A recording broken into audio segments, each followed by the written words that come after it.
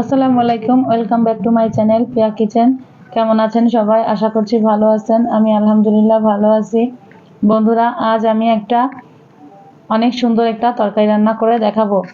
তো আজ আমি এখানে বড় কাতলা মাছ দিয়ে ফুলকপি, আলু আর শিম দিয়ে রান্না করে দেখাবো। তো এই তরকারিটা এত মজার তরকারি, আমি যেভাবে রান্না করব ঠিক এইভাবে আপনারা রান্না করে খেয়ে দেখবেন, খুব মজা পাবেন। তো চলুন ভিডিওটি না টেনে শুরু থেকে শেষ পর্যন্ত দেখি।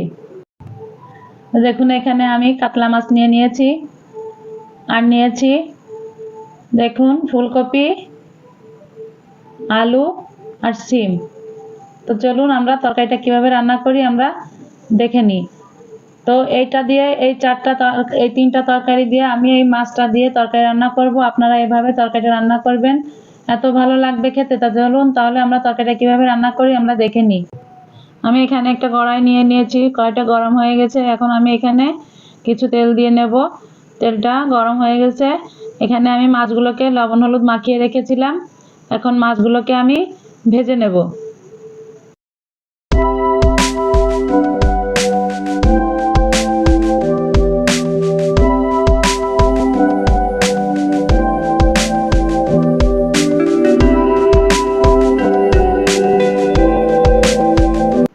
তো মাছগুলো আমার ভাজা হয়ে গেছে। এখন আমি মাছগুলো সব তুলে নেব।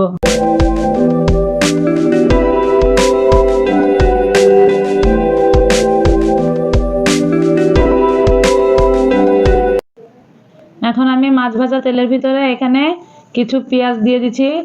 বড় সাইজের 4টা পেঁয়াজ আর 2টা রসুন আমি এখানে কুচি করে সেটাকে ভেজে নিয়েছি। যখন পেঁয়াজের কালারটা একটু ফিরে যাবে, একটু লাল লাল হয়ে আসবে, তখন আমি পেঁয়াজগুলোকে তেলের ভিতর থেকে সব উঠিয়ে নেব।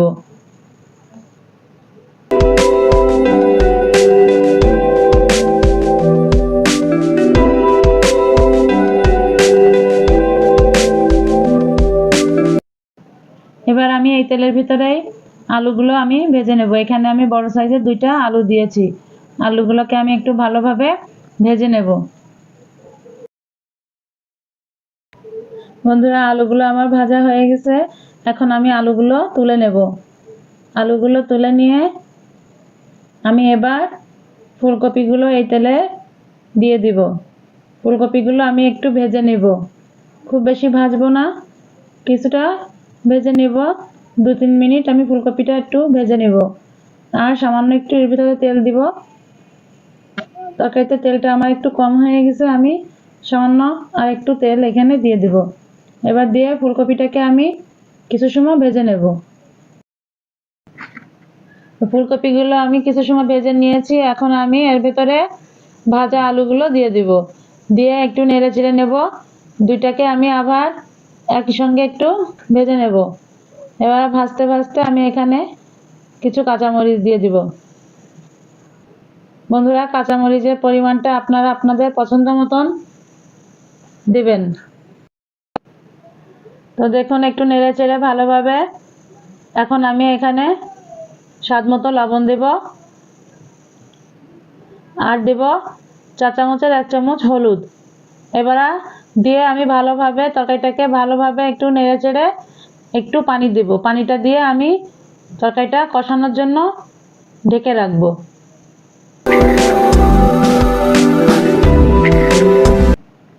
বন্ধুরা দেখুন, তরকারিটা আমার কষানো হয়ে গেছে।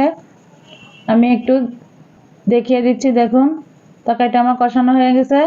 এখন আমি একটু নেড়ে চেড়ে নিয়ে এখন এখানে ঝোলের পানিটা দিয়ে দেব। তরকারিতে আমি ঝোলের পানিটা দিয়ে আমি একটু ঢাকা দিয়ে রাখবো বলক ওঠা পর্যন্ত।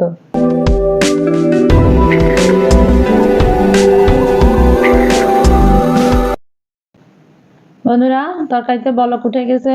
আমি 2 মিনিটের মতো তরকারিটা জাল করে নিয়েছি। এখন এখানে আমি একটু মশলা দেব। আমি যে পেঁয়াজটা ভেজে রেখেছিলাম, পেঁয়াজ রসুনটা, সেটার সঙ্গে 1 টেবিল চামচ জিরা বাটা দিয়ে আমি সেটা বেটে, সেই পেঁয়াজ রসুনটা বেটে এখন তরকারিটার ভিতরে দিয়ে দিব।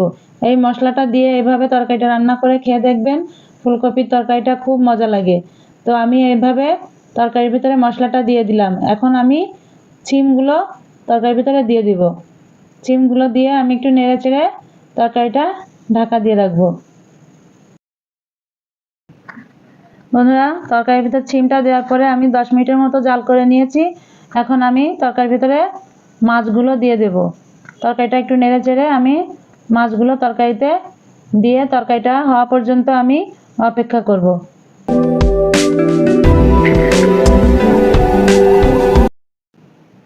বন্ধুরা দেখুন, তরকারিটা আমার হয়ে গেছে।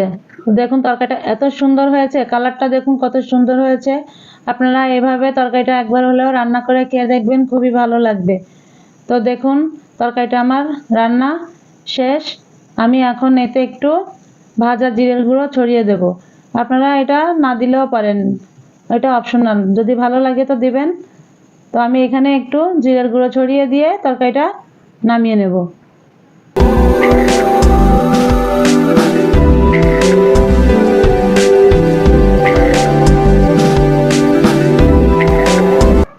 তো বন্ধুরা দেখলেন তো কত সুন্দর তরকারিটা রান্না করে ফেললাম, কত সহজে। তো আপনারা এভাবে বাসায় তরকারিটা রান্না করে খেয়ে দেখবেন, খুবই ভালো লাগবে। তো রেসিপিটি কেমন লাগলো অবশ্যই কমেন্ট করে জানাবেন। বেশি বেশি লাইক, কমেন্ট, শেয়ার এবং চ্যানেলটিকে সাবস্ক্রাইব করবেন। আমার ভিডিওগুলো আপনাদের ভালো লেগে থাকলে আমাকে ফেসবুকে ফলো করবেন। লিংক আমার ডেসক্রিপশনে এবং পিন কমেন্টে পেয়ে যাবেন। আজ এ পর্যন্ত, আবার দেখা হবে আবার নতুন একটি রেসিপি নিয়ে। আল্লাহ হাফেজ।